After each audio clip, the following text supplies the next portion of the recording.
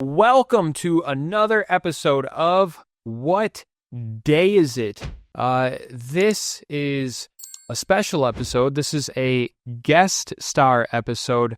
With us today is a newer friend that I've made over just the past few months, really since winter, probably, doing TikToks. It's pretty incredible how diverse the world of TikTok can be. I've met a ridiculous amount of people on TikTok.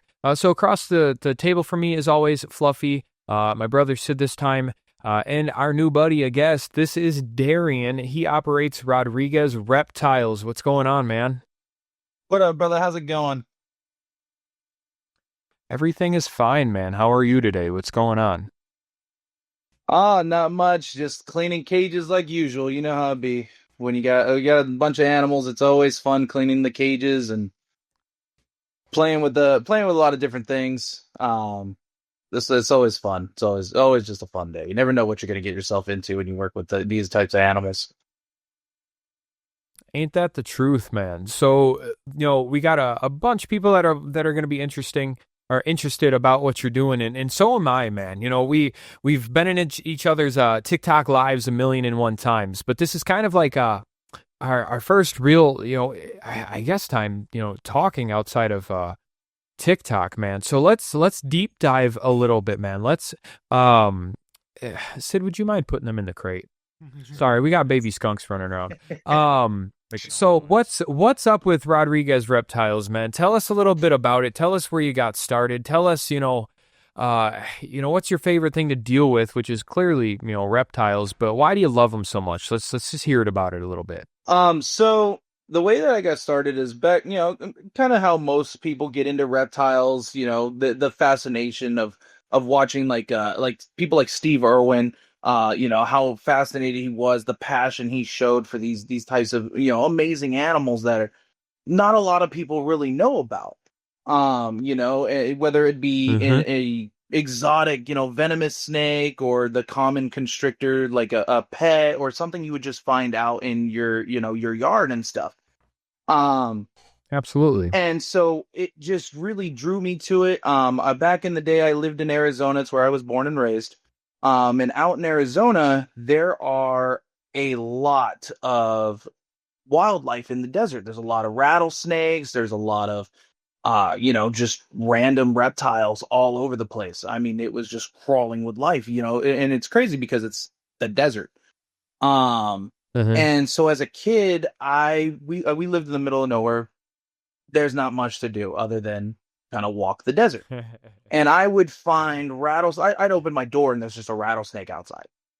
And so I was just wowed by all of the amazing animals out there. And don't get me wrong, I had been bit once or twice by venomous snakes as a child. I either stepped on them, fell on them, or sat on them.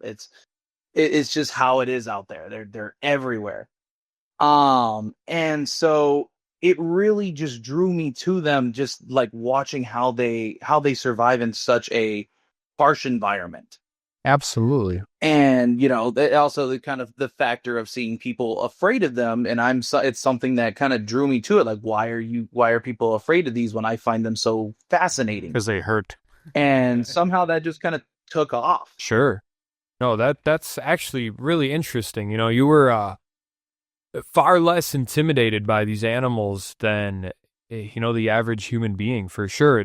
Um, we were kind of talking about it the other day on TikTok. I don't remember what the subject was, but I think we were talking about snakes. You had a beautiful snake on your live. It was just the other night when you were doing the music thing, and I was talking about how a lot of people that disrespect snakes and such, they don't understand the good that they do offer to the world.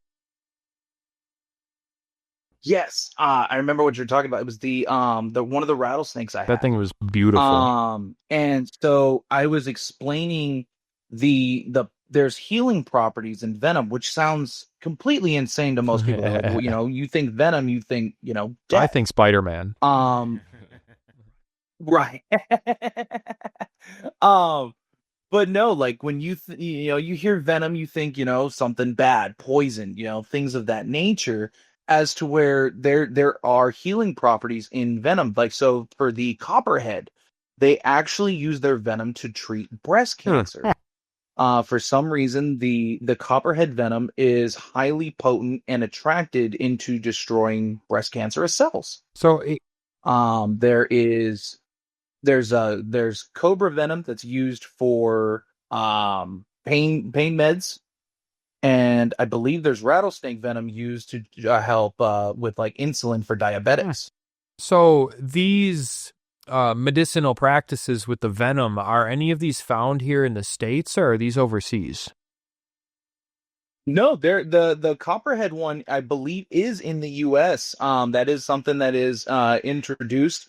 That is in a common practice. Interesting. I have heard something recent. That's more than I knew, but I heard something about venom and cancer. And there's so much more studies that needs to be done. I mean, it's just it takes a while for, the research, of course, but it's also you got to get so much samples per venom, yield per snake.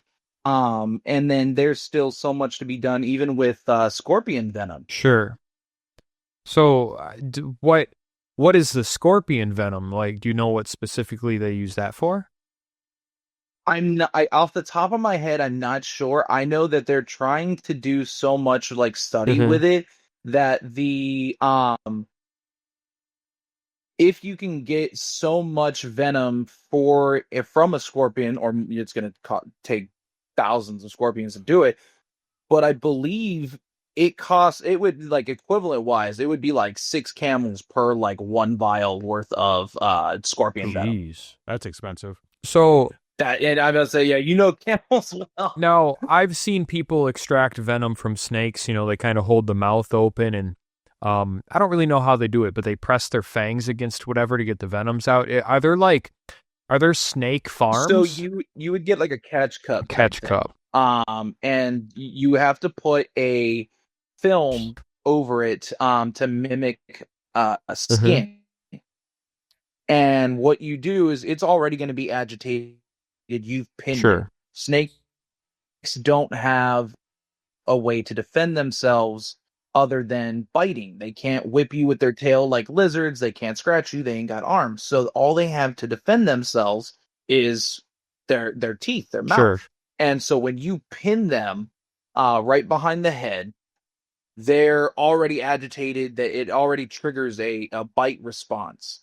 And so once you pin it, you just put it right in front of the cup, and they just bite into it. And typically with the film that you put over it, they feel like they've just bitten into skin or something, and that helps them draw out venom. They basically just inject it as if they would into a prey item, or into if somebody was to mess with it, into a person. Sure. So, are there places that farm snakes for their venom? Yes. There's actually a few. There's one in particular that comes to mind, and that's out in Florida. And they milk cobras and a few different other venomous species, and they send that off. Now you have to be like super licensed to be able to do that, to use it for medical purposes, whether they're going to a lab for to make anti-venom, or going for what things like, or for medications and stuff. There's like so much. It's more than USDA like requirements. There's so much that goes into that. So the common keeper wouldn't be able to get a bunch of venomous and start milking them to be able to sell the Is venom. that the USDA that controls all that then?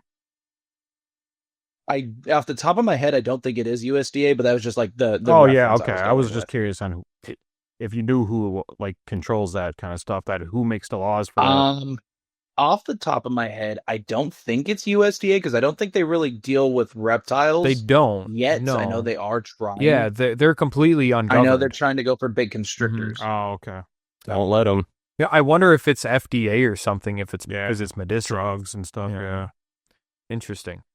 So Possibly. We need the guys like you. I would bet that. So how much venom can a snake put out at once? And how long does it take them to recharge? It depends on the snake. Okay. So like rattlesnakes, typically they have a very large venom yield. But it's like for them, a little goes a long way. But for medical uses, it takes, I want to say, average of 15 to 30 rattlesnakes to fill a shot glass worth of venom. Wow. So, let's put it this way, just for the bunny huggers, do you think farming these guys for venom is practical? Do you think it's ethical? I do believe it's ethical because it's used mostly for making anti-venom. Whether it's especially for, like, let's say, for the United States wise, what you mostly commonly find out anywhere in the U.S. is rattlesnakes. They all take the same anti-venom. There's two different types. You got crofab, and then you have anti-vib. Those, it doesn't matter what type of rattlesnake you get bit by, that is the medication you're going to get. No matter what hospital you go to, it's going to be one of those two. Preferably, crofab works better. I believe anti-vib is kind of like the Walmart brand of anti-venom. It takes 2 vials of anti-vib per 1 vial of crofab. Have you ever been bit by anything hot? Yes, actually. So as a child, like I said, I either stepped on them, fell on them, or sat on them, and quite literally in that order. And I've been bit 7 times total in my lifetime. Jeez. Well, let's hear by it. all Western How many of them Diamondbacks. times did you need anti-venom? What was How that? many of those times did you need anti-venom?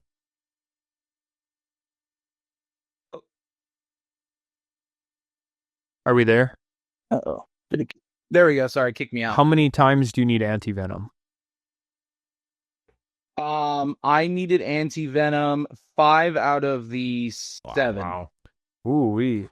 As a paramedic, So I never got I didn't get any dry bites when I went to the hospital. So the crazy thing is apparently, now again, I'm terrible with medical terms, but from what they told me the 5th time I got bit, when I went to the hospital, the nurse comes in and with the doctor, and the doctor tells me, he goes, I don't know how to tell you this, so there's venom in your bloodstream. You have been envenomated. It was not a dry bite. It was like, okay.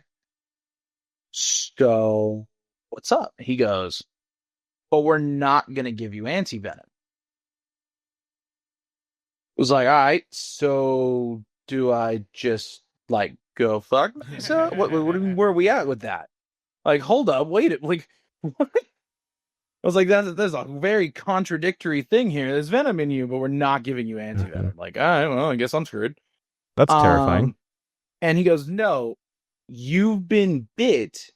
Like, he's like, you said you've been bit before, right? And I was like, yeah, I've been bit. This is my 5th time. And he's like, okay, it makes sense. So you've been exposed to this specific venom strain multiple times. I was like, yeah. He goes, your body is built antibodies to fight the venom. That's wicked. I didn't know about that. I thought it was wicked because in the venom world, you get bit most times, you are more susceptible to the venom the second bite. So you get, like, most people get allergic to it type thing. Interesting. And so, like, your second bite is, like, way worse than your first bite, and so on and so on. Now, I don't get anti-venom for Western Diamondback bites. They basically said, you have antibodies, we're not going to waste the anti-venom on you. You're basically Superman. So they'll... to that specific snake, kind of. Like, I get a lesser effect. Think of it like the flu shot. You get the flu shot, you still get the symptoms, but it's not as bad. Okay. And so, like, for Western Diamondbacks, you get nausea, you get cold sweats, and then you get like what we call the torch effect. and it feels like somebody opened a vein and put a blowtorch in Ooh. it, and it just burns from high hell. So, okay, you said you've been bit 7 times. Is that 7 times total in your life, was it? Yes. That Yep. In my all lifetime. from the same exact snake. So when I get fucked up by animals, Same same species. species. So when I get fucked up by animals, usually I try to look at what I did wrong. Where's the user error? How could I have done this? You know, do you kind of think the same, that you could have done better to avoid these situations? The last 2, definitely. The other times, like I said, I either stepped on them, sat on them, or fell on them. Like the first time I was bit as a child, I was hiking with my cousin. I stepped in a bush instead of around the bush into like jumping cactus area. So I just like, you know what? It's a giant bush that looks dead. I'm just gonna walk through it. And I stepped right on the tail of a rattlesnake, whipped around, boom, bit me right in the leg. It was stuff like that. When I sat on one, I pulled a tire to sit by a fire pit that we had outside, and I pulled this tire, so I was going to use it as a chair. I agitated the snake; it never rattled, but when I sat down, the snake was behind the tire under my butt, and it decided to bite the closest warm thing, which happened to be my butt cheek. What? At least it wasn't your left ball. Talk about something jumped up and bit me. What? Just I'm gonna put this on record real quick. I think it's because of the prior settings that I had on everything, but I don't think Sid's mic is going through. Can you hear me? Nope. Sid, talk one more time. Hey, can you hear me? Yeah, I don't know. I think it's just because of the prior settings here. Whatever. We can hear him on our end. So, Sure. Fluffy talking to that thing real quick. Hello, checking. Okay, so you can hear Fluffy. Yeah, I can hear just- Fluffy. I can't hear the. Just plop hear the that other one. We'll share. There you go. So, what all do you have currently that's hot? I have mainly I love rattlesnakes, which is insane, given the amount of times I was bit, out in the wild. But I love rattlesnakes. Mainly my favorite species, Crotalus. So I have about 5 Western diamondback rattlesnakes, which is Crotalus atrox. I have a Arizona black rattlesnake. And then I've got Mojave green, which is arguably drop for drop the most venomous snake native to the United States. That's hemotoxic and neurotoxic. Ooh, wow. And then I've got a pink prairie rattlesnake, Panamint rattlesnake, blue insularis, blacktail rattlesnake, and I forget the last one. It's a newer one. I can't remember off the top of my That's a hell head. of a list, man. So, dude, you're crazy. I love it. So how many critters do you have total? So I have just about 600 or so Holy reptiles, not including the exotic mammals. Reptile people are different. So, let's talk about the mammals real quick. What do you got for mammals? So I have Quadamundi and African crested porcupine and cavies. Okay. So when I'm on TikTok talking shit about the government, you seem to be pretty knowledgeable of everything I'm talking about. Are you USDA permitted? I am not USDA. I have a lot of friends that are USDA. I haven't reached that threshold yet to need to be USDA. But with all the stuff you guys go through, I don't even know if I want to push my luck and become USDA. 100%. You know, from what I hear, Texas is incredibly lenient, and if you're not exhibiting, dude, fuck it. Fuck them. Don't even do it. That's kind of where I'm at. Like, so I am considered a hobbyist exhibitor.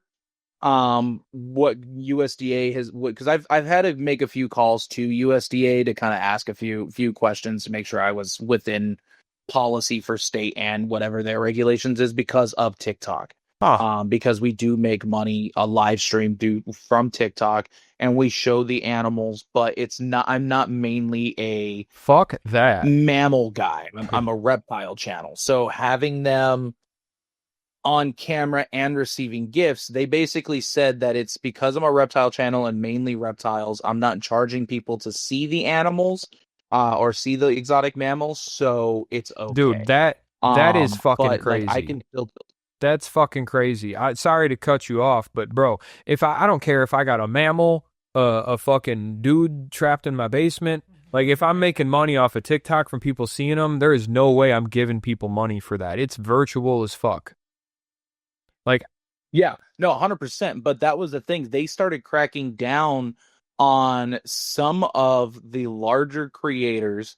One guy was out in Florida, and he was USDA, or he was trying to get USDA. He was past the threshold. I think he was over 8.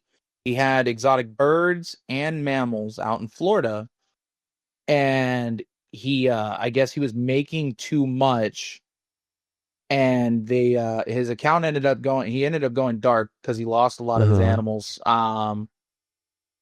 But after dealing with like USDA and everything, and then they got like Florida Fish and Game involved. It was like a whole big thing.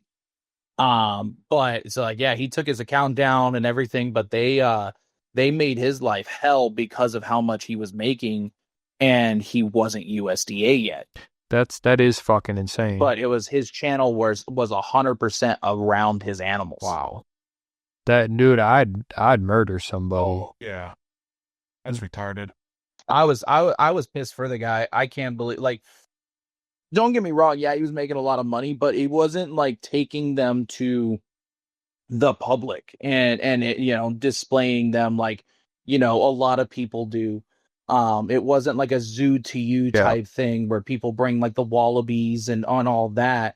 It wasn't anything like that. It was just showing his life and his pets, and they happen to be exotic mammals or birds. But because he was making so much on TikTok and social media, he must have pissed off the wrong USDA agent or something to like make his life hell. That's insane. I never knew that though. That's crazy. That's fucking ridiculous. It falls under the monetary aspect of why people have to be USDA, so they can make more money. It's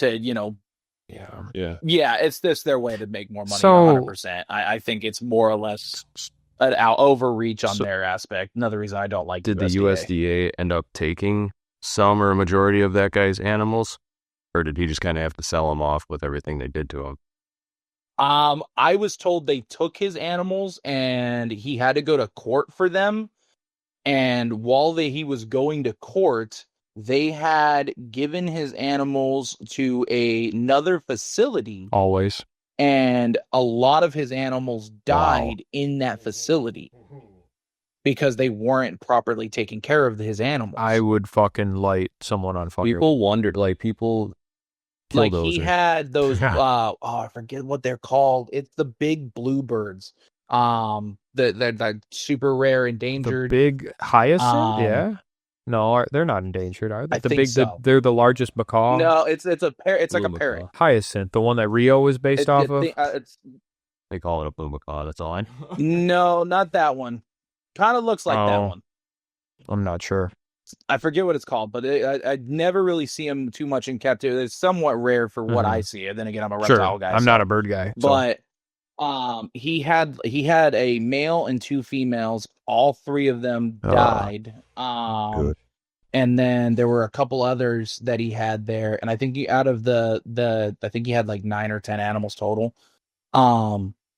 Out of all of the ones that they confiscated, I think he only got 2 back. The rest of them were all dead. Shit. That's the shit that needs to be on like big time news. Like people with the government overreach, killing people's animals, not alone just taking their property, but essentially killing them.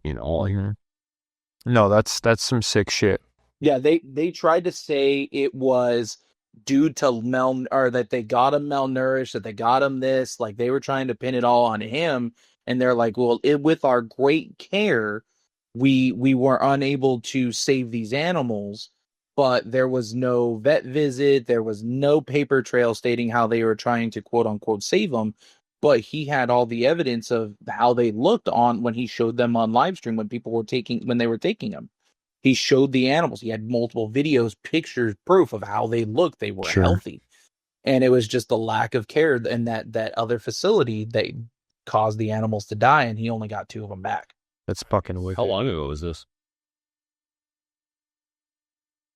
How long ago was? Yeah, it's crazy. I don't know too much more about that situation. It was something that I heard, or well, I was told about a few times on TikTok by other USDA facility people. But as far as I was told, I think it was like a 2-year timeline. You know, all this being said, how do you feel about reptiles being ungoverned by the USDA?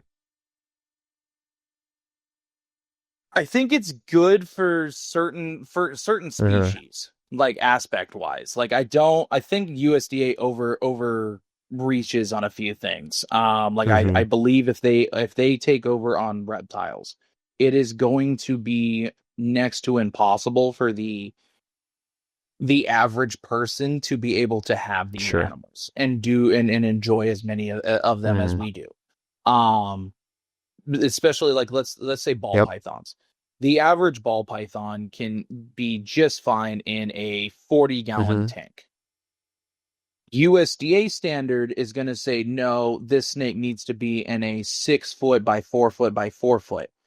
That snake is never going to use that entire cage. If anything, it's going to stress out being in that big of an environment, and it's probably going to perish. You know, a couple things on that. I was going to say DNR wouldn't care. They tell you to keep it in a shoebox.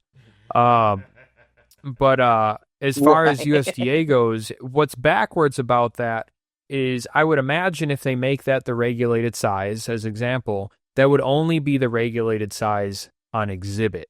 So if you were to take it off of exhibit and put it in your house, they wouldn't give a fuck if it was in a tote, you know? Like that's as long as, because I know they were pushing for the larger constrictors. Okay. And for most people, they don't just have one of these species. And for USDA, you can only have 8 or under 8 to be exempt from having to be USDA. At least as far as I'm aware. You could tell me different.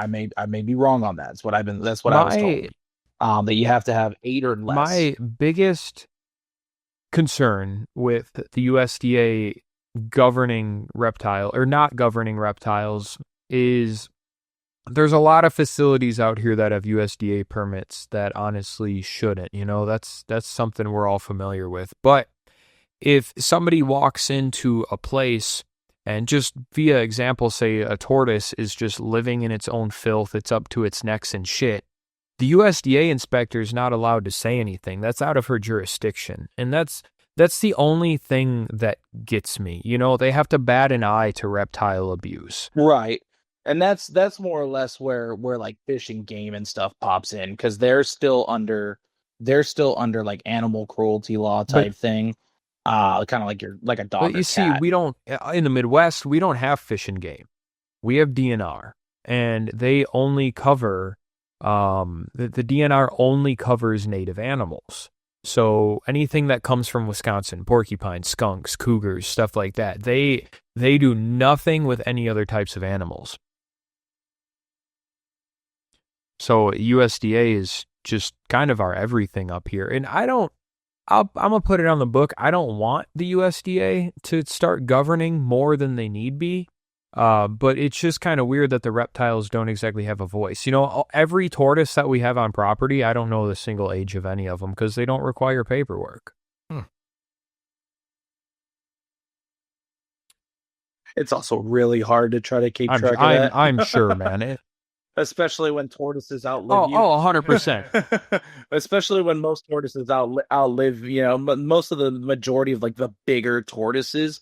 Everybody's like, oh yeah, it's like 20, 40 years old. Yeah, this thing's pushing like 80, you know, it's older than our majority of the people looking at it. And, you know, they're over here like, yeah, it's like 20 years old. 100%. Like they don't know. It's outlived its owner. So all that being said, since I'm pointing at the facilities that just shouldn't have critters, since they're out of USDA hands, like, do you think there's anything that we can do to help out the reptiles that shouldn't be where they are?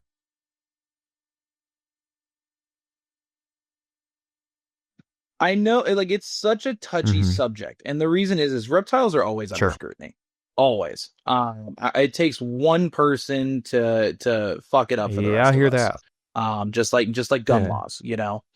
And it's just that bad. Like, for instance, Arizona. Back when I was out there was a lady who staged a bite, and I don't know if you guys may or may not have seen the video. It's gone viral. I know Nerd and a lot of bigger reptile content people have reshared this for clickbait and stuff. But this lady staged a bite from one of the largest snakes in the world, which is the reticulated Oh, yeah. python. That is the longest snake in the world. Second to that, it would be the green anaconda. Well, she basically had one person to help her, one person to view record. She has this huge tank, big snake. I want to say like 16-foot snake. And right across in the video, you can see she's got a rat rack right behind it. So it smells rodents. It's in food mode. The second she goes to the cage, you can tell it's shot straight up to the top. It's ready for food.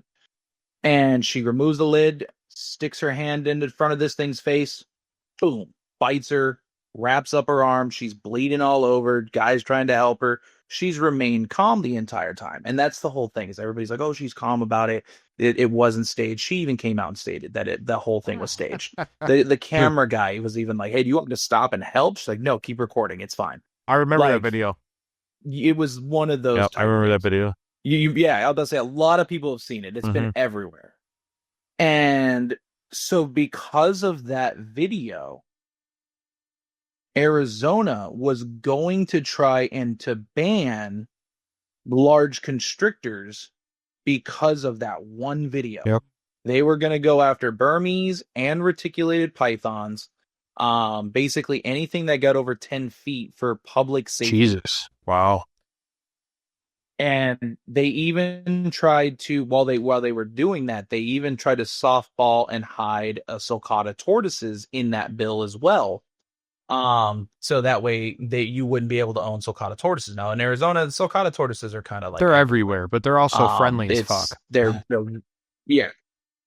Right. No, they're great. No, it's not the issue of like them being like, everywhere. The issue is people get a baby, they think that it's going to be baby forever, and then you got a giant walking boulder that's digging, craters in your backyard.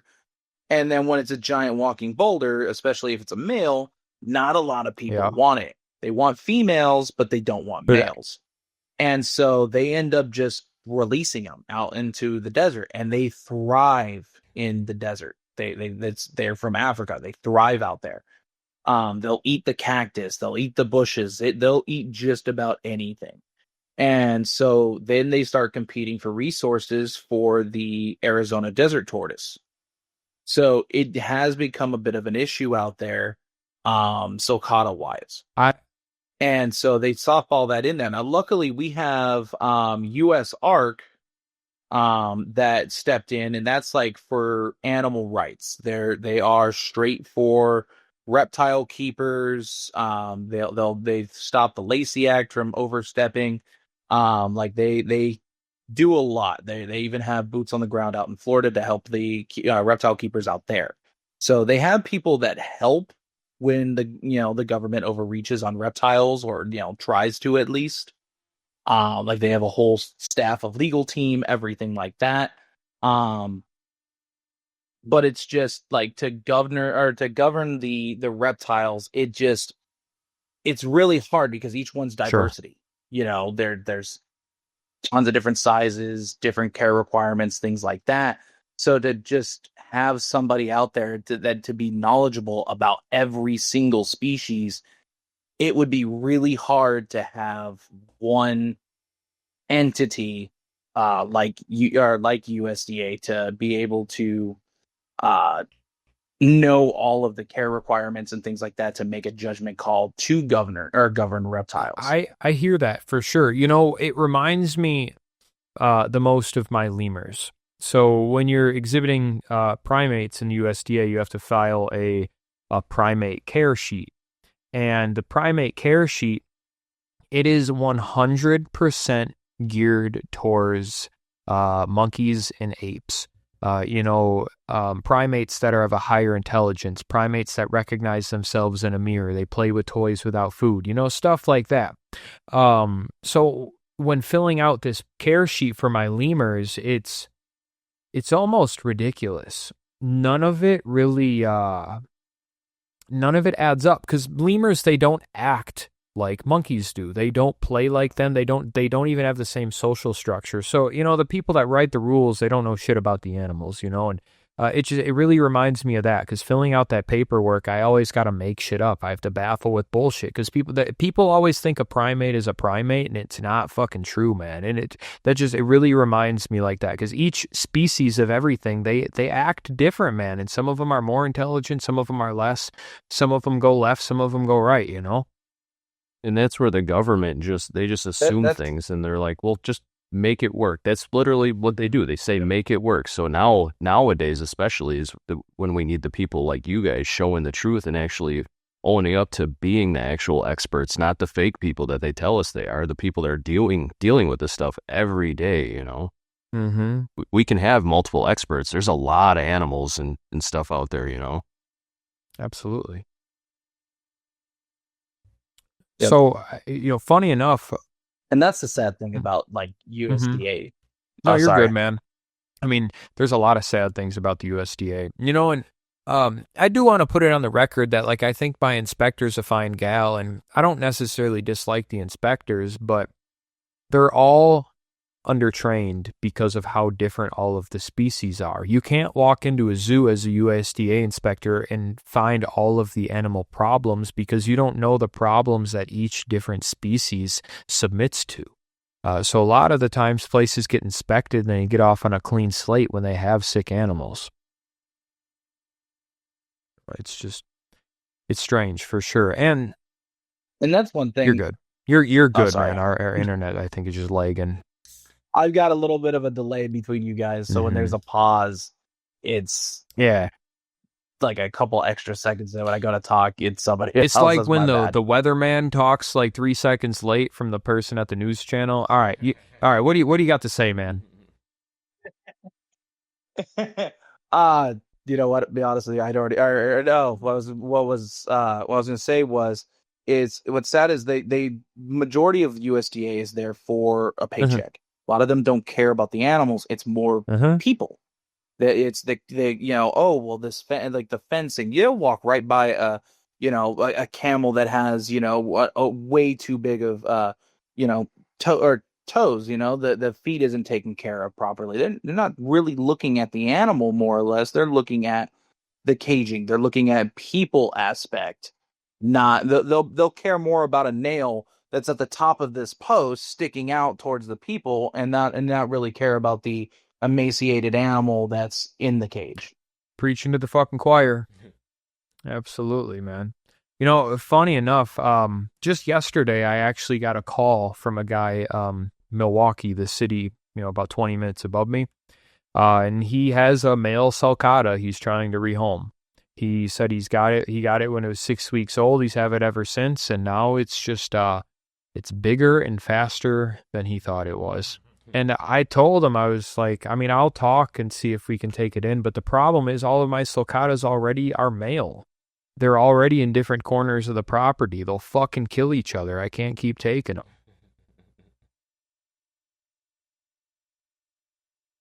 Yeah, that's one thing a lot of people don't realize is males, they'll try to put them in the same pen. So if you ever look at a sulcata, right in the front on males, they have this huge horn that comes out under their throat. Yep.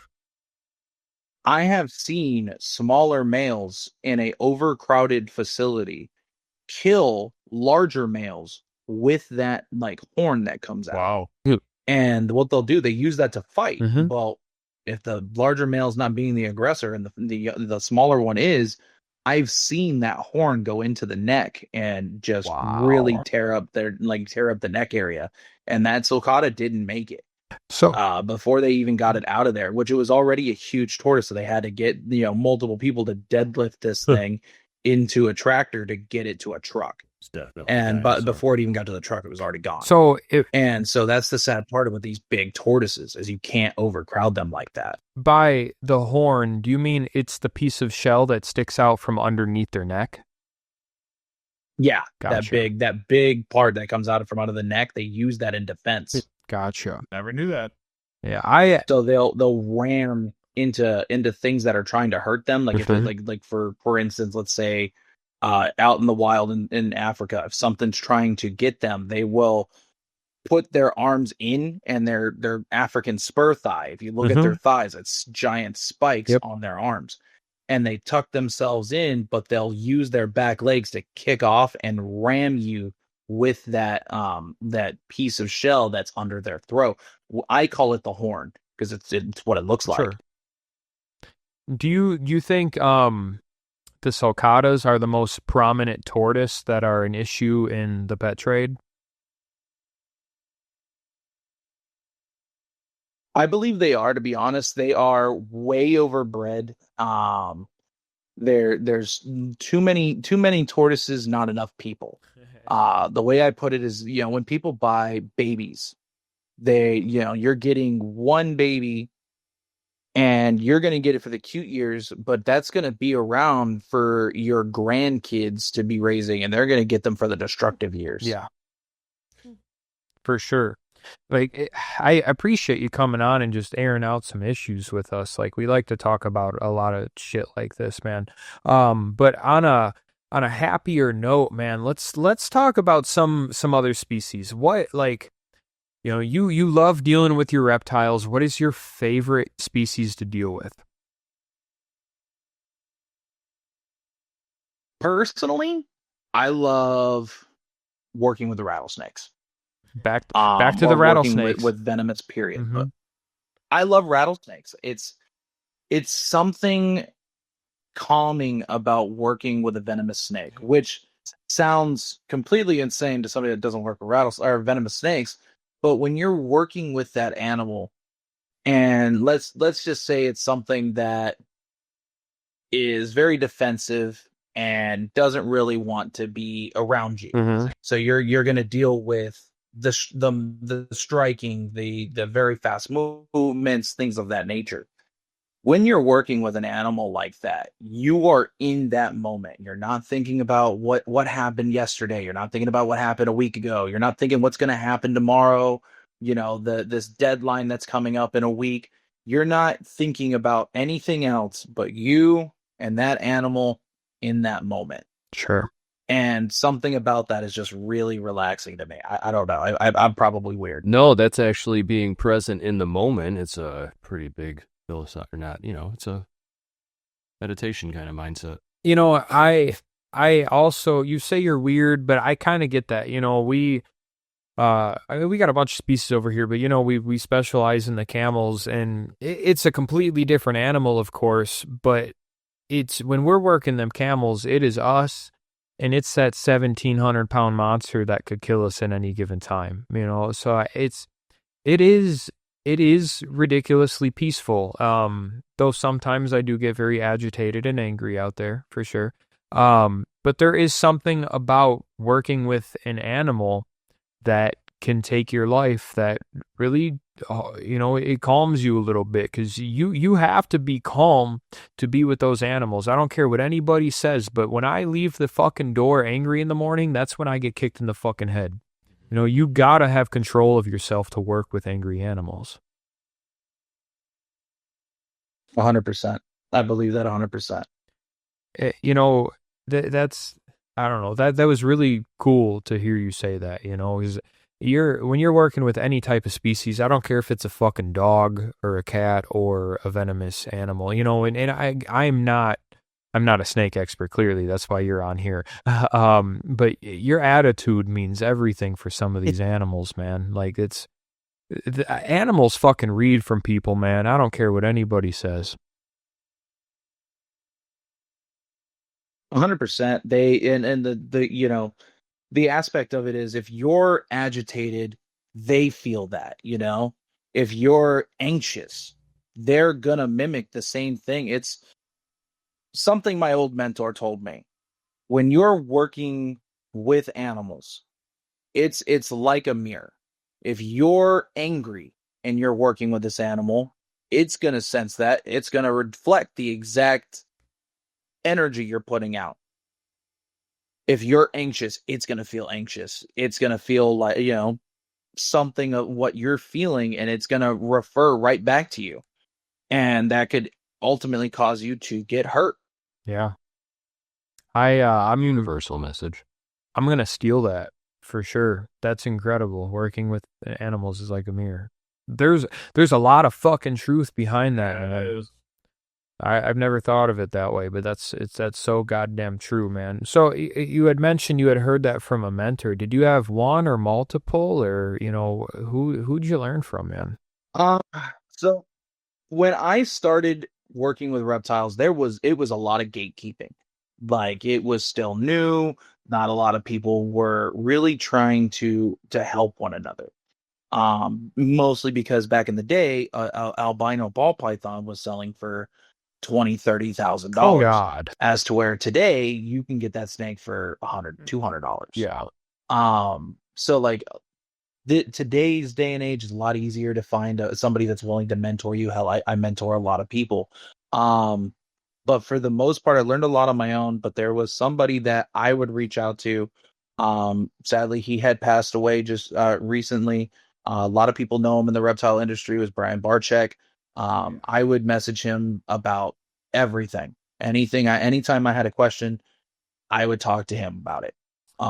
Great guy. I know a lot of people in the reptile industry. There's a lot of people that don't like him, or everybody makes mistakes. It happens, Mm-hmm. but you live and learn and you move on. And so, having him as somebody that helped me out a lot. In different species, I've had quite a few different people help me out and mentor me. In certain species, like the monitors and just snakes in general when I was first getting into it. But it's definitely something that I wish I had for venomous. Mm-hmm. I never had a mentor in venomous. I learned all hands on. Sure. First of all, shout out Brian. For anybody that doesn't know who he is, he was the owner of the Reptarium, and the late owner of his what was his aquarium called? The Legacy. And he was a huge YouTuber. The aquarium and BHB. Yep. Yep. You got it. You would know better than I do. But he was a huge social media influencer on that. He's a huge voice on reptiles, and that's really cool that you got to talk to him, man, and he got to mentor you a little bit. That's really cool. I mean, at the end of the day, I know he was just a normal dude, but I mean, in the animal world, he was famous. I compared his death to Steve Irwin's, and I really do think that is valid. Steve Irwin, we had on TV everywhere, but Brian Barczyk was the Steve Irwin of YouTube. And for sure, there was a lot of people that like disagreed with that. Was a big thing. I remember after his passing, there's a lot of people that were like he wasn't on par with that. But if you really think about the joy and so many people that he even helped get into this hobby, and into keeping exotic reptiles, are learning, less fear and more passion and learning into these animals. I 100%, believe it, that's exactly what he was at this day and age. He was basically, he didn't completely fill the shoes of Steve, but he definitely did a lot that Steve did, which was educate the public and help turn fear into a passion. Oh yeah, advocate. Absolutely. That's super fucking cool, man. I bet you feel super honored that you got to, be mentored by him a bit. That's really fucking cool, man. And so you had said you got about 600 critters, man. First of all, question number one, tell us some of the other critters you got outside of snakes. And question number two, what the fuck does your day by day look like? It's a common question I get almost every day. I'm sure. So animals I work with a lot of tortoises, turtles. I have monitor lizards, tegus, iguanas, geckos of various species. We've got tons of different snakes. We've got colubrids, pythons, boas, of course the venomous snakes. Then I've got scorpions, tarantulas. We even just started getting into the axolotls. That's something we're working with now. I think that's just about everything other than the porcupine, the coatimundi, and the cavy. So, do you run all of this out of your home, or do you have a separate area? So a lot of it's out of my home. There's a few animals that are off site. So a lot of my tortoises are in Arizona. Remember how I had stated before that tortoises thrive in Arizona? Yep. I did bring a couple with me here to Texas, and it is a very hard environment out here, like to get them to want to breed and successfully hatch the eggs out of the ground. As to where in Arizona, they'll breed year round, and incubation out there, they can hatch out of the ground, no issue. So a lot of my tortoises are out there. What part of Texas are you in? I want to. Sorry, what was that? What part of Texas are you in? I am in Trinity, Texas, so I'm in the countryside. Is that northern, southern, western? I want to say southern. Okay. Because I'm closer to the Louisiana border. Oh. We got family in I've only been here a little over a year, so I'm still learning everything out here. Where the fuck do our uncles Fayette County, they're about 3 or 4 hours west of you. So, do you have Aldabras and Galapagos? I don't have Aldabras or Galapagos. I would love to have those. Definitely a dream species I'd love to work with. I mainly work with the common stuff when it comes to tortoises, like the sulcatas, the hermins, the Russian tortoises, cherry heads, redfoots, yellowfoots, stuff like that. That's awesome. For now, at least. Sure. But then we also have a lot of morphs for sulcatas. We have the albinos. That's what we're mainly known for, is the albino sulcatas. I've never seen that in my life. And then ivories. I'm be straight real with you, dude. I did not know there were morphs of sulcata tortoises. Nope. Oh yeah, yep. They're out. They're out there. There's the albino, which comes out super yellow with red eyes, of course. And then the crazy thing is, though, is as they get older, and you know how sulcatas like to kick dirt on their back and stuff, to hide from the sun when it's really hot. So when a dirty albino as an adult, you go and look at it, you wouldn't know that that's an albino unless you looked at its eyes. Sure. And then if you clean it, then you're like, oh, hey, that thing is actually yellow. But for the most part, you wouldn't know because they love to kick dirt on themselves. And then they just look like a normal sulcata. As to where the ivories, those are white.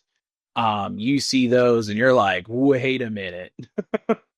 I'm looking at pictures right now. These are pretty crazy looking tortoises. I had no idea. No. They're still newer. I think the oldest albino in the U.S. is I want to say 20 to 30 years oldish, and I know he's out in Florida. Oh, that's super awesome. It's always Florida. Yeah, right. They got everything. Always fucking Florida. That's fucking wicked, man.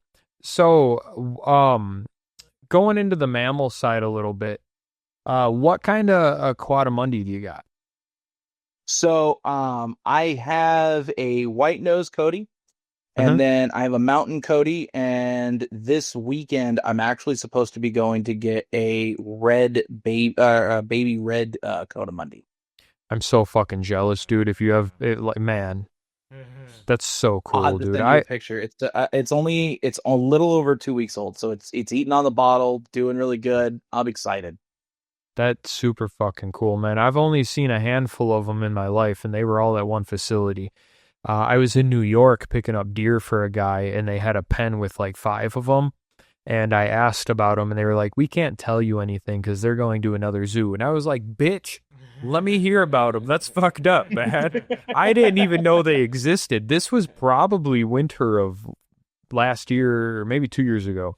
And I was like, "Damn, that's crazy, man. We're all in the same game together." Right. Like, what do you think I'm So- going to do? Steal them? Snitch on you? That's the different type of people. One thing I've learned with the Reds is they are not. There's not many people that breed them, Mm-hmm. but they are the smallest out of the 3 Cotamundi, No shit. and they eat more veggies than they do meat.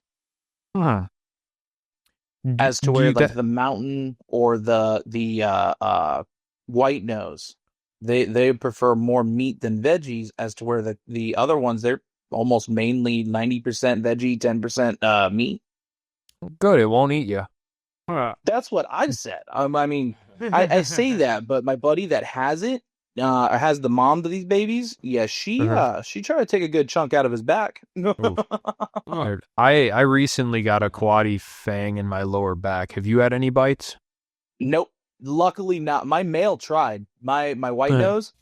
Ooh, I don't know what got up his freaking tail, but like when they get like hyper fixated on something. They're so territorial when they do.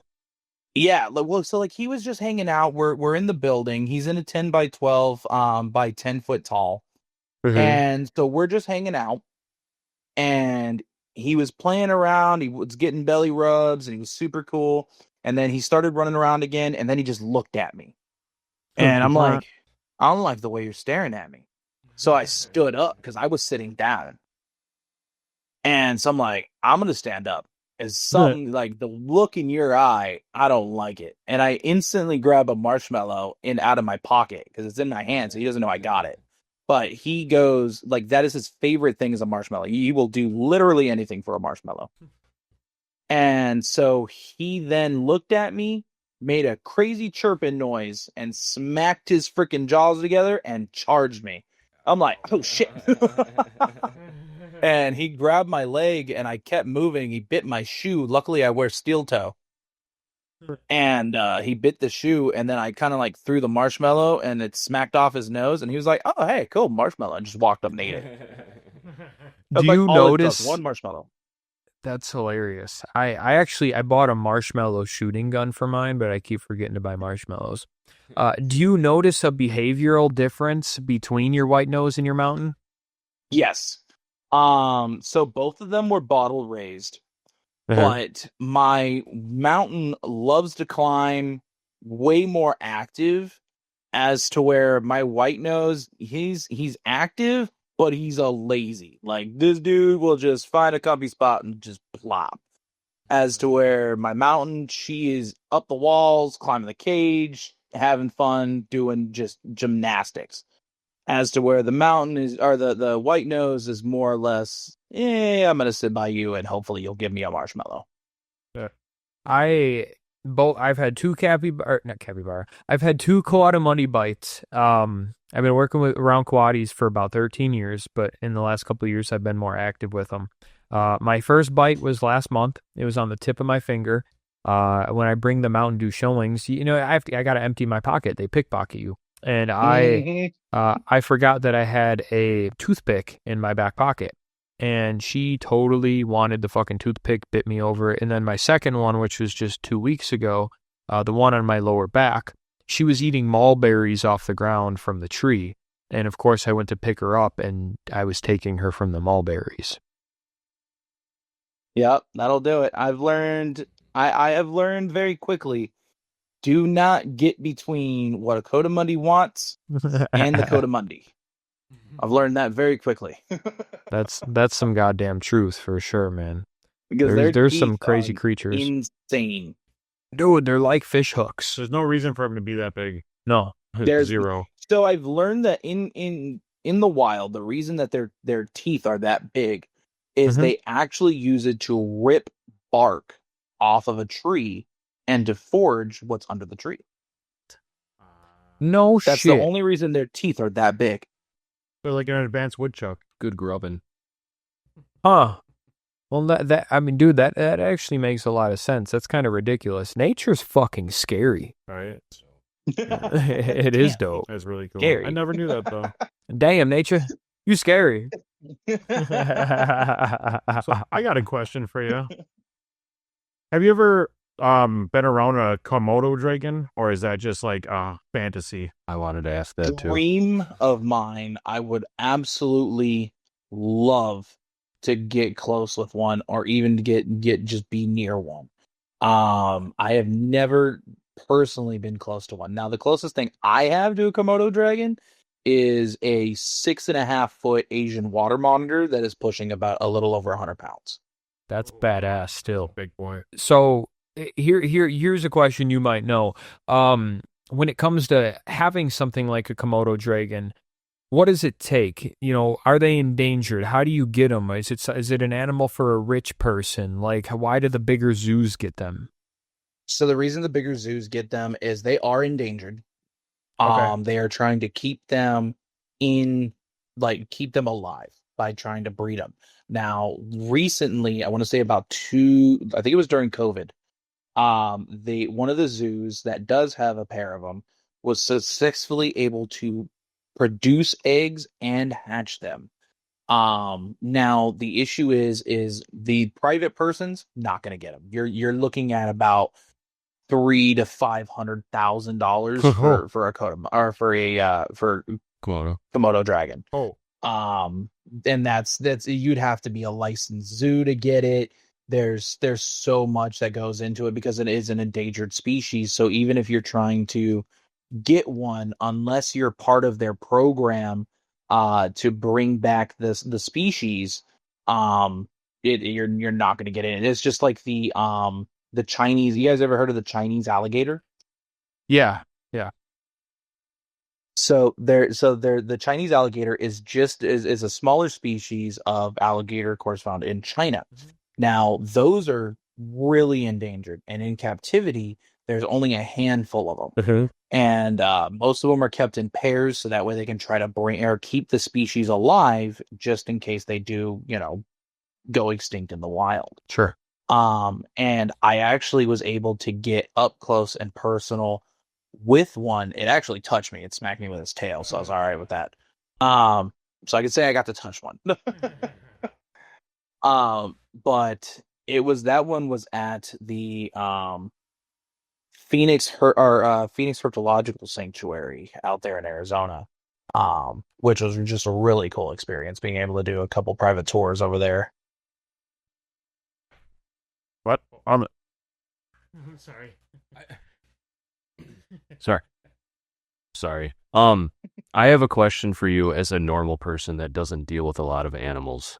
I've always respected snakes, but they're like the one animal that I can't help but have anxiety when I'm by them. And I've been around poisonous ones when I lived in Arizona, Texas, and I think they're cool and I love them, what they do for the earth and stuff like that. But even when I see them, if someone's holding one, I'll pet it or something, but it still creeps me out. And I know that's a stupid fear. And I'm like a lot of people. How would you address people just getting comfortable with the creepy crawl? Because reptiles ain't bad, they're just misunderstood. So how do you put that message across to people? So the thing that I love doing is I do like the zoo to you type thing with my reptiles. And what I do is I start off with something small, cute babies, whether it's tortoises, work your way up to like a baby ball python. And typically you start seeing these animals. Now, of course, every time I do these zoo to you things, there's always somebody that's afraid of them. And you get the random comments. You bring that near me, I'm gonna die. I'm gonna have a heart attack. Something. Sometimes there's threats. It happens. But by the end of that whole experience, seeing the kids do it, and you keep cracking jokes. It's always you got to break the tension. It's how you come across it.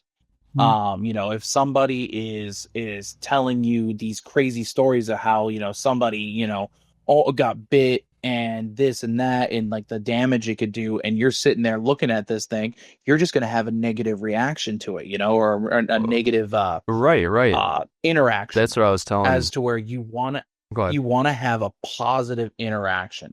So, you know, seeing, you know, you see little Timmy running up and petting this snake, and you're looking at it like, hey, I'm getting showed up here by little Timmy who's only like 5 years old.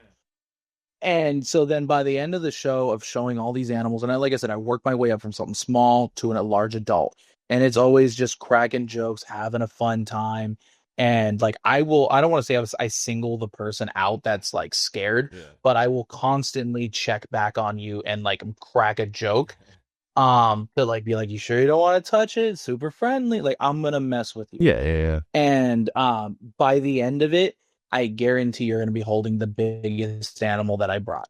That's It's cool. how it works out. Yeah. I've yet to do a single show out of like let's say the last 100 that I've done. I have yet to have a single person that was scared of them by the end, or from the beginning of the show, not hold any of the animals by the end of the show.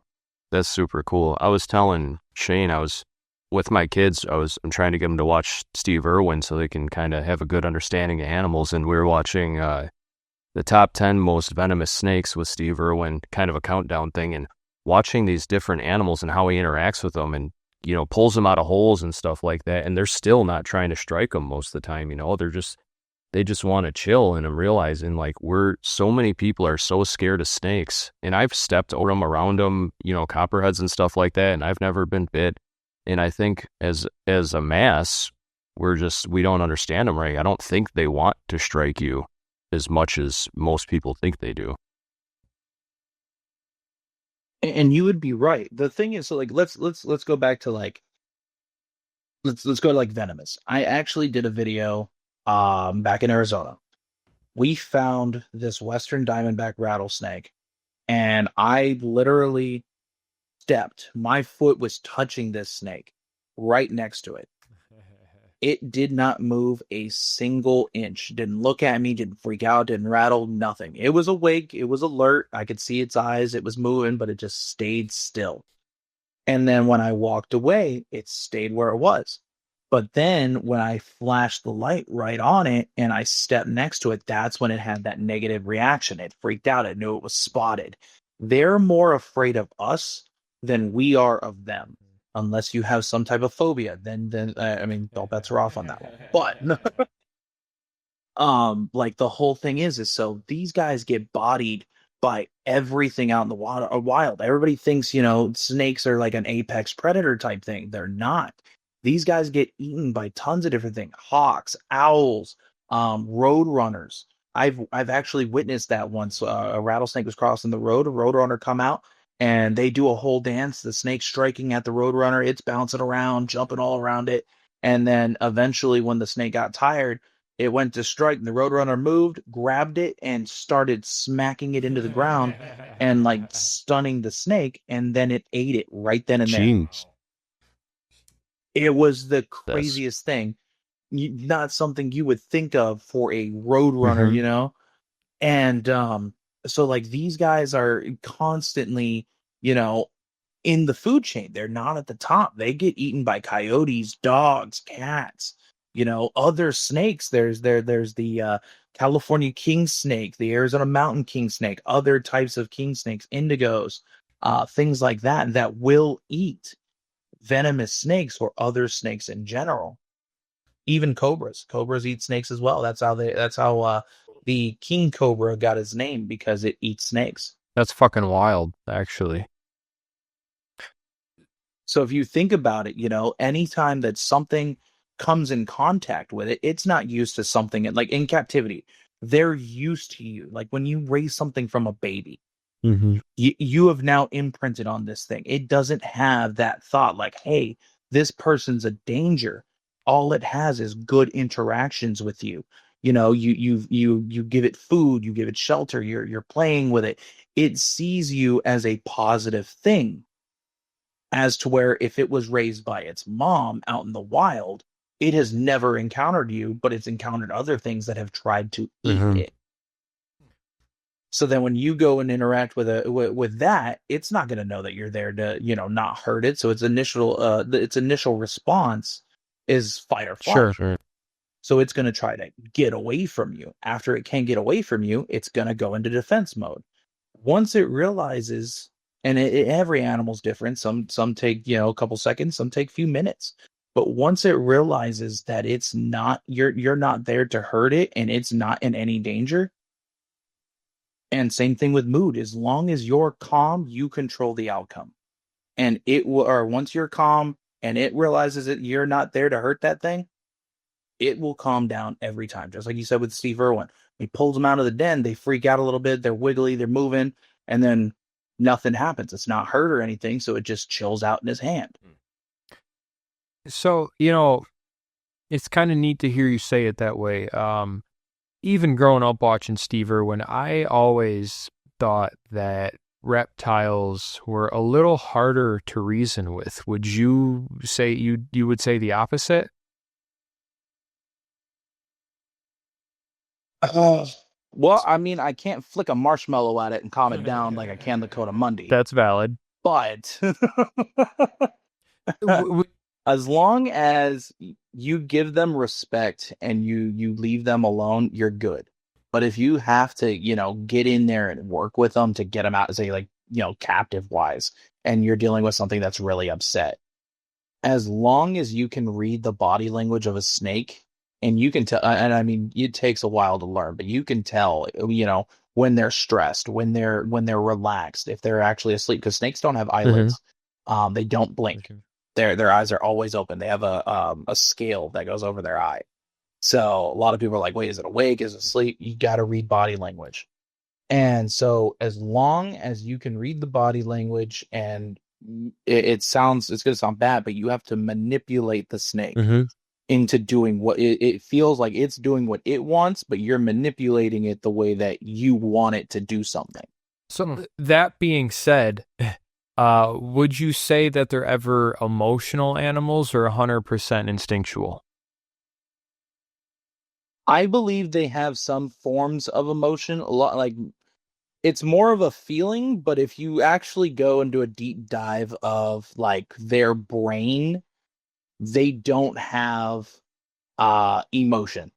Like they don't have that gland in their brain that would recognize like love. Okay. Like where you would find love and happiness and stuff in, I don't have it either.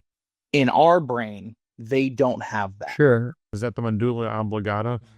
I thought that too. I was just about to say, unless we're talking about alligators. What is But like snake wise, they don't have that. But when you start going into a more complex animal like alligators, monitor lizards, tegus, then I feel you start getting more into the in-depth mentality of these animals. So like monitor lizards are absolutely intelligent animals. So one of the most intelligent reptiles you're going to work with.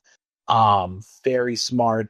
They're almost on par with like a very intelligent parrot. Huh. Oh, Like they're problem solving smart. I'd have never thought that. What is the deal? I just started kind of hearing a couple months ago about some reptiles having third eyes. Is that true? And if so, what's the function? You talking about the tuatara? It was on some kind of alligator thing, and then like I think it said some reptiles have it hidden where you can't see, some kind of have something above their head. I don't really know. It's like a sixth sense type thing, like a third eye, or like a scale that is right above the right above the eyes in the forehead area. And I know if you look at a copperhead, they have the two dots right there, two dots right behind their eyes. That's scales. But they say that that's where the third eye is. Now they're saying, from my understanding in the study, it is a sixth sense type thing where they're able to kind of detect, like it's a sensitive scale, to where they can detect certain like disturbances, whether it's in the moisture, the air moving behind them. When you're reaching for something, you may not think of it this way, but when you reach for something, you're going at it with force. And they're saying that that third eye can detect those sudden changes to where they can look and turn around and, notice something's coming for them. Can you tell me if I pronounced that correctly? Tuatara? Tuatara. That's the New Zealand lizard. I think that thing is absolutely awesome. Do we have those here? Would love to see.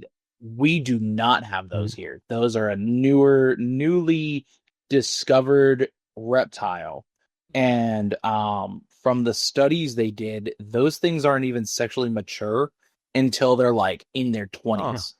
Like these lizards apparently live for like 60 something years or something like that. Wow. That's fucking wicked, man. It's crazy. But yeah, those are in New Zealand on a specific part of like their area, and you cannot even get anywhere close to them. So here's a little more of a personal one. You had mentioned that you have kids. With all of your animals, do you ever find it kind of like do you find it a struggle to juggle your normal family and friend life? You cut out. I couldn't hear you. Sorry. You had mentioned that you have kids and whatnot. Do you ever find it to be a struggle to kind of put together your normal person life versus all your animals?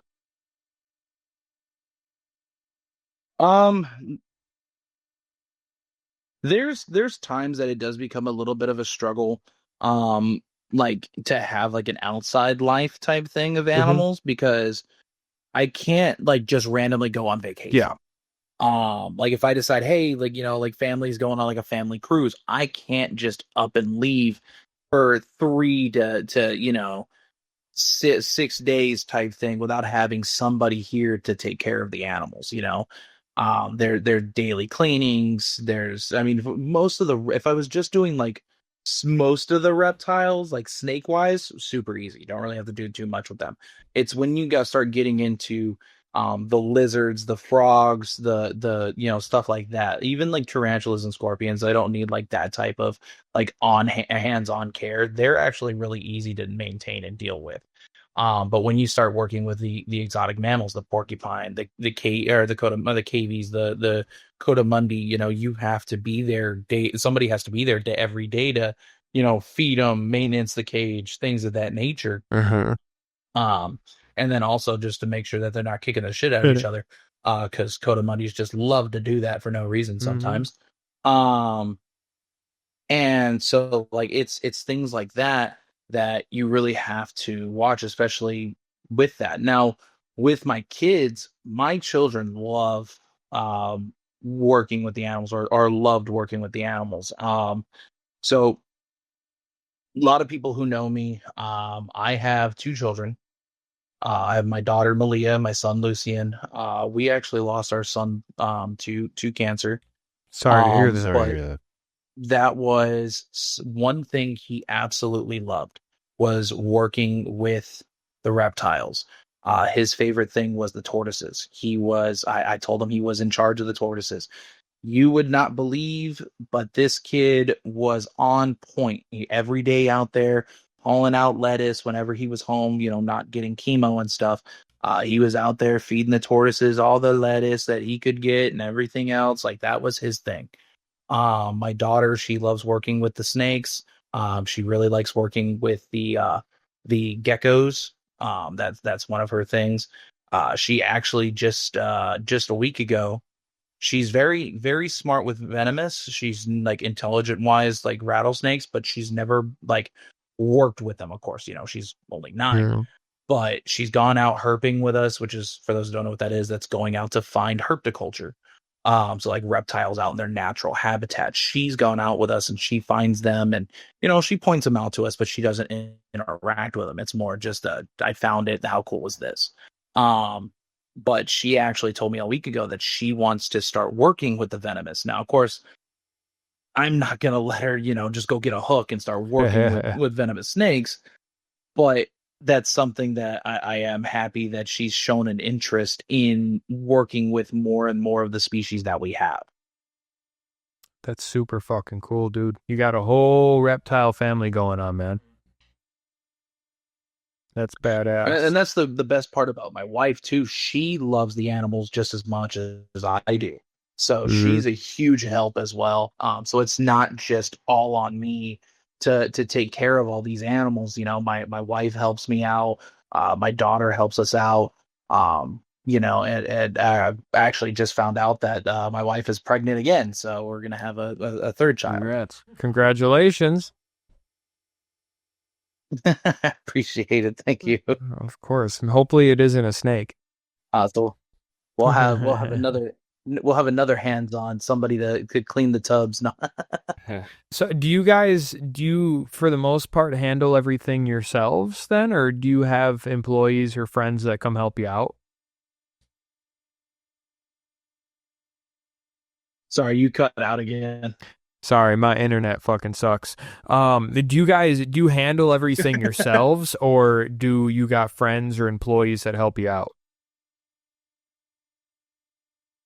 So I don't have any employees as of right now. It's all me that handles everything, especially the big stuff. So like my daughter, I give her permission to handle all of the small colubrids, the ball pythons, all that stuff. She's able to handle the snakes every day whenever she wants, as long as it's not above a certain size, or if I know it's gonna bite her type thing. Like, they're just because you have 30 of the same different or same snake, 30 ball pythons, for instance.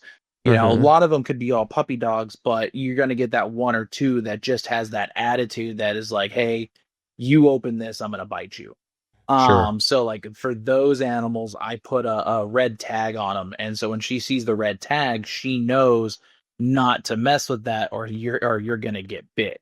Sure. Um, and so she helps with those. The wife, she does the goes, and the like bearded dragon and the smaller lizards, but like anything that could cause like stitches, if it bites or anything, that's all on me. So like the monitor lizards, the tegus, the iguanas, all of that fun stuff. The big bretics, the Burmese, the anacondas, those are me. That's something I have to deal with. Same with the exotic mammals. Now, the porcupine and the cavy, the wife helps out pretty good with those. Um, it's just like the recently she's kind of pushed the porcupine more on me because he's really cool with me, but he likes his new favorite pastime lately is to popcorn and bounce and chase people. And he doesn't chase me, but he will like chase people. And he's never quilled anybody yet. I mean, he's got me once, but that's because we were playing around and I was supposed to pull back and I didn't. Um, but he his new favorite thing is to chase people, and then he'll like quill up like he's gonna quill them, but he'll stop right before he gets to it. Them African porcupines are intimidating, man. I bring my little North American ones out for most of my tours, and today, for whatever fucking reason, I thought it was a good idea to bring out the mean one. And I was like, yeah, whatever. I'll just, got to make him friendly one way. And while I was holding him by his belly, he kept smacking his fucking tail against my side, and I totally had 4 quills in my side, dude. And the North American quills are all barbed. I don't think the African ones are, but I could be wrong. They're micro barb from what I Okay. remember. Okay, yeah, so same thing as the North Americans. Yeah, they you really got to tug them to pull them out because they're not just a little fucking thorn. Yeah, I got a couple into my hand that I had to Ooh. pull. Because we play this game with the crest. I'll pull his quill. I'm like, I'm gonna get you. I'm gonna get you. And I'll grab his the mohawk, and so then he'll like start popcorning and jumping around and trying to quill me. But he's just play quilling. It's not like a whole like Sure. defense thing. And then so he jumped at me, and when I went to say, I was saying I was gonna get you, and I should have backed up, but I was already too far in going for his mohawk, and the quill got me right in the hand. So like right in my palm, and it just felt weird every time I grabbed something because I felt like there was a piece still stuck in my palm. It's just like a really weird itchy feeling After you get those quills out, that like when you're reaching for stuff, especially in the hand, it just got really itchy and it just felt like something was still stuck in my skin. It felt like that for like 2 weeks. It was weird. That sounds not fun. And speaking of not No. fun, another going back to maybe not just bites, but outside of the venomous snakes, what's the worst animal related injury you've had? All right, it's a tie between two of them. Okay. And one of them is a reptile, another one is a farm animal. So the reptile one, I was helping a friend of mine. He had just crashed his bike. And so he was all messed up. So he needed help feeding his big snake, and it was a retic, and then he had a bunch of ball pythons. And trying to do it one-handed was really hard for him. So I went over and I was helping him. And so I'm a bigger, heavy set guy. I don't typically wear pants. I wear shorts everywhere. Fluffy. And so this leads up to something. So then I go and I'm helping him feed. Well, he wanted to feed the big retic. So he pulls the rabbit out. Now it's eating 5-pound rabbits, big 5-pound rabbits. He pulls the rabbit out, opens the door a little bit. Snake's ready to shoot out. And like, luckily, normally it just shoots out, but it didn't shoot out this time. Well, he pulls the rabbit up, realizes the rabbit's still partly frozen. So he closes the door back up, but doesn't lock the door. So we put the rabbit back in warm water, let it defrost a little bit more. We turn our back to the cage. I'm pulling tubs. He's putting rats in there. So like, we're kind of just working, talking, just bullshitting. The retic rubbed so much that it opened the glass door without anybody hearing it, pushed the sliding glass door, slithered out, got up under my legs, ran between my legs, and shot up and bit me in my thigh. Man, I totally thought you were gonna say wiener. Dude, if I was tucked on that side, he would have had it square in his mouth. Oh. I was tucked on the other side, so luckily I didn't get bit in the junk, but he was right in my thigh. Oh. And that thing tore my, so like I should have gotten stitches. But I ended up just super gluing it because the hospitals are expensive. Oh yeah. But yeah, no, he wrapped my whole leg. This thing is like 16 feet, really heavy set and male, and wrapped my whole leg up, part of my torso. And I'm telling him that there's the only way to get something off when it's in a food wrap like that. You gotta bite its tail. It is like an emergency release thing. It sounds crazy. Eat or be eaten. No it's shit. Like the best way to put it. Fucking Ouroboros. It is a crazy thing. It's a crazy. If you ever notice, look, if you feed a live rodent to a snake, and that snake it's a constrictor, wraps it up. If that rat bites it enough in a sensitive area, that snake's gonna let it go. Huh. No and shit. So it's the same concept, but the tail for a big snake is very sensitive. They don't like their tails touched. Okay. And so, most snakes in general just do not like their tails touched. So I'm yelling at him, dude, bite the tail, bite the tail. He was refusing, did not want to bite the tail. He was like, I'm not putting that in my mouth. And I'm like, well, it's already got me in its freaking mouth. It's your snake, bite the damn tail. I don't see it. Like, so many coils, I can't find the tail. And so, like, I'm bleeding pretty good. Like, I'm leaking all over the floor. Put me in the thigh, tore me up. And we finally find the tail. I have to bite it. And it took a good, like, minute of me. You got to bite it like corn on the cob, dude. Like, this thing was not letting go. Finally, let's go. And it's going nuts, trying to get away from us. I had to, like, grab its head while it still got my leg and, like, try to get him to unwrap it. Throw it, dude. It was a terrible mess. I'm slipping and sliding on this like tile floor.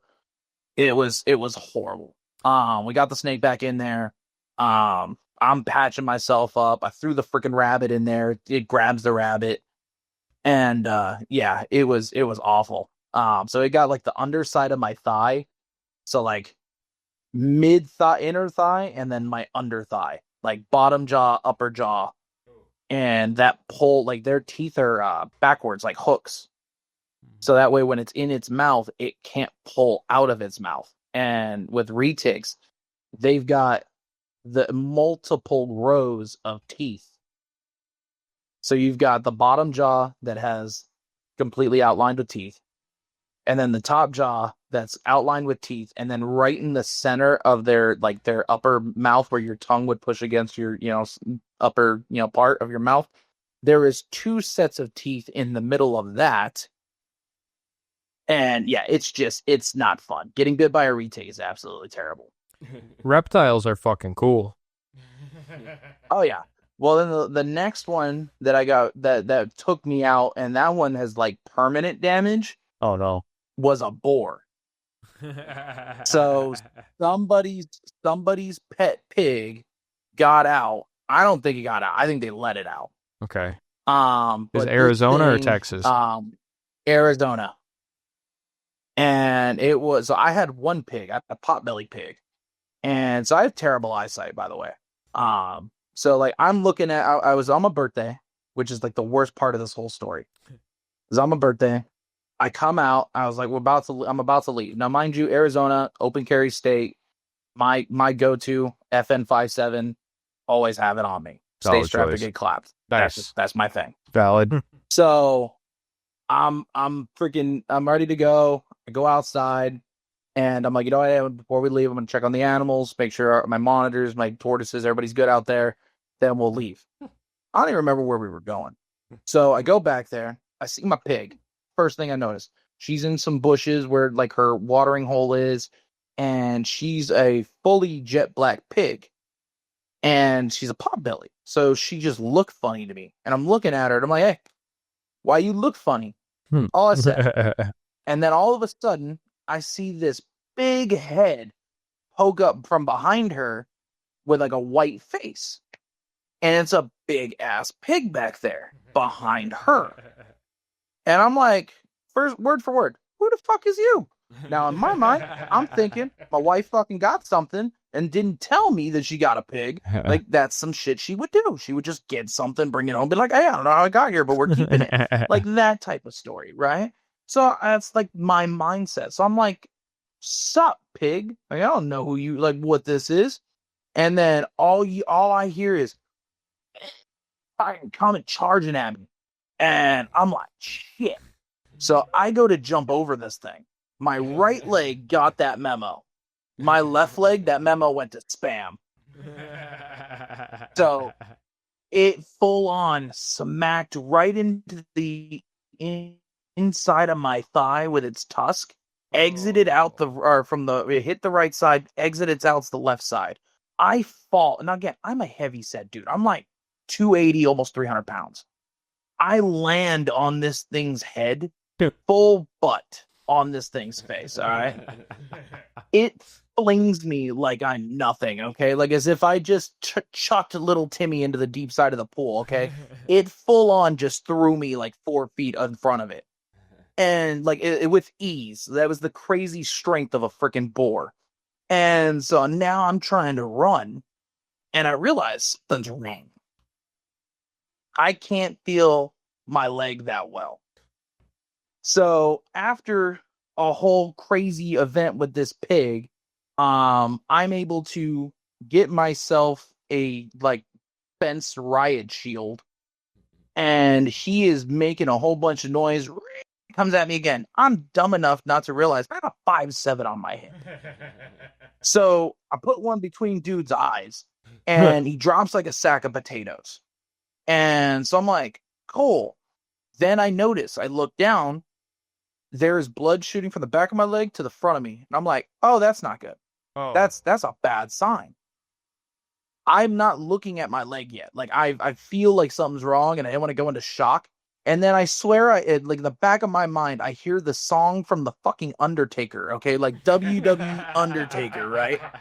This fucking pig rises like the dead guy, and like just rises up. And I'm like, wait, What the fuck? 5'7". If you don't know like Second Amendment things, 5'7" round is made to pierce body armor. Yeah, it's so a bad. I know it's that a bad went round. through his head. And I put it between his eyes. And he gets up, comes at me again. I'm like, what the fuck? Boom, hit him again. This time he drops. And then he got a little bit of momentum. So he kind of like slid a little bit. And I'm like, cool. Then he fucking gets up and he shakes his head. Shut the fuck up. And I'm like, dude, what the fuck? Like, he shook it off like something bit him. And I'm like, what the absolute dude? And like, so now, like, I'm like, in my mindset, I'm a cheapskate. So like, I'm thinking, dude, that's $10 worth of ammo I've already put in your head. Like, you need to stay down, guy. And so then he fucking comes at me again. Now he's tearing into the fucking fence. It was a whole ordeal. 7 shots later, which you want to hear the fucked up of this, a whole entire story? 7 shots. I am in the farmland, but my neighbor is like right there to my left, and my other neighbors to the right. Nobody has come outside. My wife and her dad, who were on the porch when I went to go check the animals in the back, nobody has come outside to check on me and why there were 7 shots just popping in the backyard. So I call my wife, she doesn't answer me. I call her again, doesn't answer me. I text her. Or no, she texts me. And she's like, why are you calling me? Instead of answering the phone, right? And I'm like, dude, get out here. I can't move. I just got attacked. She thought I was joking with her. That's valid. So I take a picture of my leg without looking at it, and I just hit send. All I hear, and we're in like a big trailer. So all I hear is boom, running. She's like hauling ass out of the house. Comes out with my freaking Mosin Nagant, which is the freaking 7.62 by 54R freaking Russian World War II sniper rifle. She doesn't know what the fuck got me, but she was coming out with the biggest caliber that I have. Hey, she's a real one. Like, I'm still like, it was, yeah, dude, like she was armed, ready to go. I'm like, you know what? I'm marrying that. And yeah, she had to freaking like help me get out of the front. It was like a whole ordeal. The freaking like we call the hospital to tell them I was coming because like my calf was completely hollowed out. And it was the worst, like the absolute worst thing. Hollowed out my calf completely. Like he hit the bone, which I found out at the hospital. She bandaged me up, and the way she bandaged me up before we left for the hospital, she grabbed a whole roll of paper towels, shoved it in the hole, grabbed shipping tape, scotch tape type thing, completely wrapped it around my leg to hold the tape or hold the paper towels in place. I'm about to get in the van, and this lady knocks me over. No, you're gonna bleed up. Just starts rolling out more paper towels onto the floor. Don't bleed in my car. I'm dying here, bleeding out my leg, and she over here worried about like blood in the car. Get to the hospital after telling them I'm showing up. There's a wheelchair they left out there for me. I get in the wheelchair. Or she helps me get in the wheelchair. I am now stuck because it was locked. She didn't wheel me in first. She went to go park the car. So now I am sitting in front of the ER in a broken wheelchair because the freaking thing is like stuck locked. And I'm just sitting I think there I was abandoned. because I can't move. I can't feel my left leg. Like I literally lost so much blood at this point. Yeah, so I'm just sitting there, and the nurse comes out. She's like, "Are you okay?" I was like, "Well, there's a puddle of blood under me, and no, I do not think I am. I think I was abandoned." And she was like, "Oh, well, let's try to get you inside." So I was like, okay. So then she comes up behind me, and she's trying to get this freaking thing to unlatch. And she's like, "I think you got the broken one." I was like, just my fucking luck on my birthday. This is beautiful. So she's like, "Are you here with anybody? Are are you okay? I was like, no, I'm bleeding out of my leg pretty badly.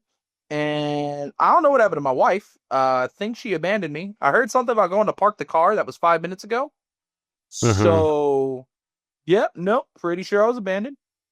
And so she's kind of just like, oh, okay, well, let's try to get this. I'm going to try to get this fixed for you so we can get you in, because I don't think I can get you in or like carry you in. She's like 100 pounds. Again, I'm a heavy set dude, about 300 pounds. She was not going to help me get in. So in the waiting room, there's those like glass panels. I see a reflection of my wife, and I'm like, there's my wife. I wasn't abandoned. She looks to the right, doesn't see the reflection of my wife. She just looks because I'm pointing off to the right. She thought I was hallucinating, so she starts freaking out. And she's like, how much blood have you lost? I'm like, I don't know. I'm not a doctor. And so then you hear my wife scream, that's mine. I didn't abandon him, I swear. And so they finally like Spartan kick the freaking chair that I'm in, and they get the lock undone, and then they wheel me inside. I go straight to the back. The nurse that helped me, very nice lady. The other one, raging bitch, off rip. Just, you don't look hurt. Mind you, there's an entire extra big, brand new roll of paper towels shoved in my leg. That's a lot of them. It doesn't look that bad because there is a whole roll of paper towels in me. So I explained this to her. She's like, well, we're going to see. You might want to get a bucket before you cut that off. And she's like, no, it's not that bad. You probably came in with a scratch. Like, she's being a condescending bitch. And I'm like, okay, I hope you have to clean this. Like, I hope you have to clean this. So then she just cuts half of the tape right above my shin, right? Boom! Fucking whole tape gives out. It was like Niagara Falls out of my leg. It was horrifying. Dude, it was so bad. I felt horrible for whoever had to clean that up, which I hope it was her, because then I felt less bad. And so then she's like, oh my God, her and the super nice nurse leave me. They're gone. They left me. And I'm like, what the fuck? So at this point, I caused like a scene. I'm like, why is everybody abandoning me? I've got people in the fucking waiting room looking over in like through the reception glass, like where you could see all the little chairs and, the check the blood pressure stuff where I'm sitting. And they all come back. And at this point, it is a horde of nurses and doctors, everybody coming around. And so then the one dude, one nurse, he's like, hey man, I'm going to help you up. He's like, here, let's check a look at that. So I'm like, all right, whatever, I get up. He's like, hey, can you turn this way? Can you like bend over that way a little bit? He's got his phone out. They're trying to take pictures of my hollowed out calf.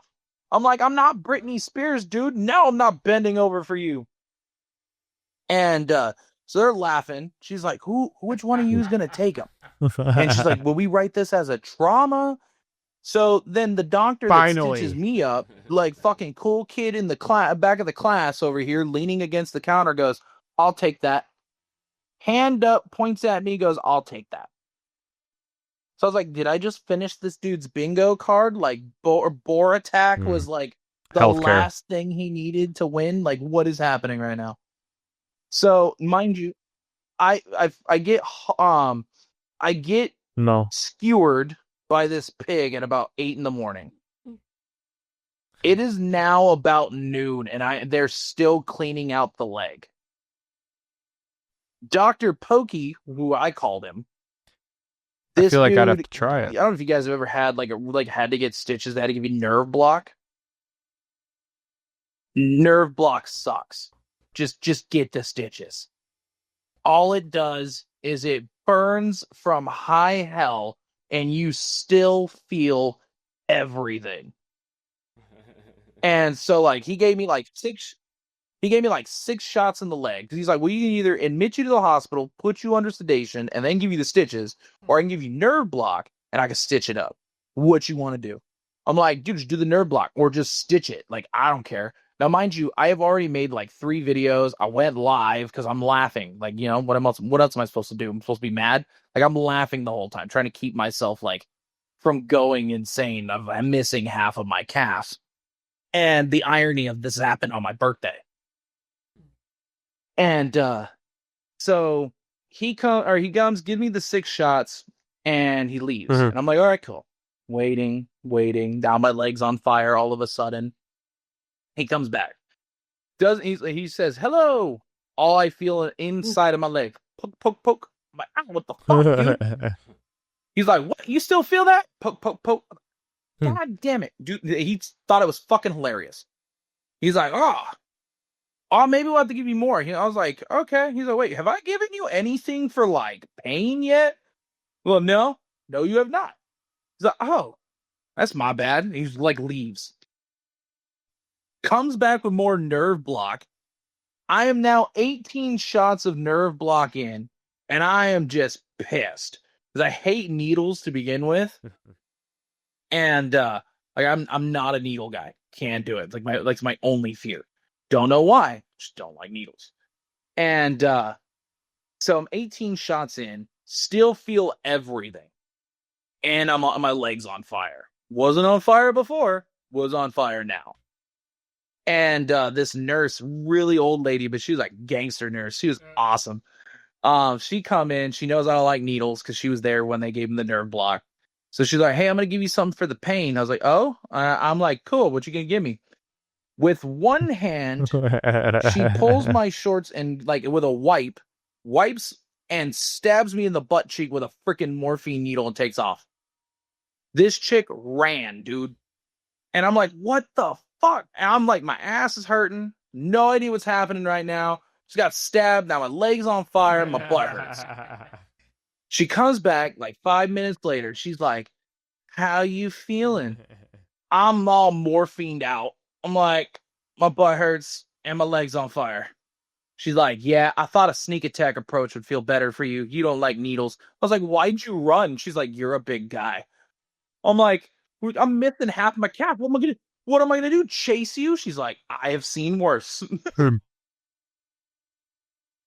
So after it's all said and done, he gives me 42 stitches and 4 sutures. And dude, it was funny when he lost count of the stitches. So while he was still stitching me up, I feel him poking me. And I'm like, dude, if you're poking to see if I can still feel it, I can. And he was like, no, never mind. No, it's fine. I was like, hold up. What the fuck you doing back? Like, I'm laying on my stomach. I can't see what he's doing. What the fuck you doing back there? You can't say you're doing something and tell me you're... No. I was like, what are you doing? He's like, I lost count of how many stitches I put in, so I was using your blood to kind of keep count. I was like, dude, that's fucking barbaric. Go ahead, keep doing your thing, dude. And he's like, he starts laughing. And he's like, all right, yeah. He started doing his thing. He's like, all right, so you got 42 stitches, and I gave you 4 sutures. I was like, cool. You got to walk yet? And I was like, wait, did you ask him if he did me that favor early on? I asked him, I was like, hey, since like my leg's all open, you mind like pulling out some fat out of my leg? Kind of like shape it a little bit for me? You want to? Dude, that's probably the worst birthday ever. And it was like the funniest, the worst thing that could have happened was that, but it was just funny as hell. The irony of that happened on my birthday, and then the events going through it. Like most people are like, oh, that's traumatic. I'm like, no, it's fucking irony and kind of funny the way you think about it. Like it was just one thing right after the other. Usually is, man. When it rains, it pours, dude. Yep. I feel that. Ain't that some fucking truth. Definitely feel that. Yeah, that's a hell of an injury, man. I don't think I got anything that can counteract that. I mean, I've been kicked in the head by a camel, but I mean, I got right back up and went to work.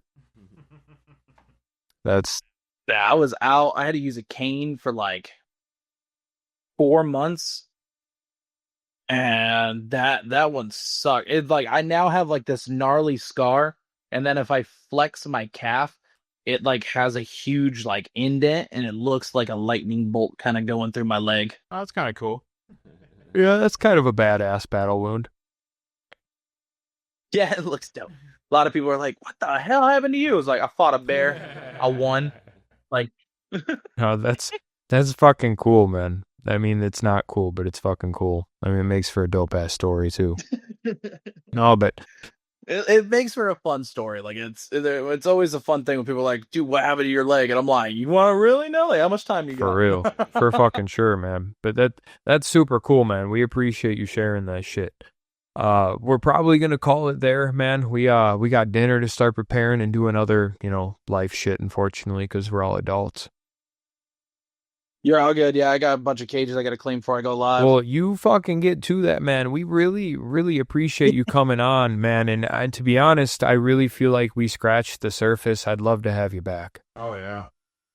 For sure, yeah. Whenever, just message me and we can definitely figure it out. Sounds. It was a lot of fun. I appreciate you guys having me on, and it was a lot of fun talks. I definitely appreciate it. No fucking problem, man. We appreciate you guys. Fluffy, if you want to send us off. Happy hump day, everybody.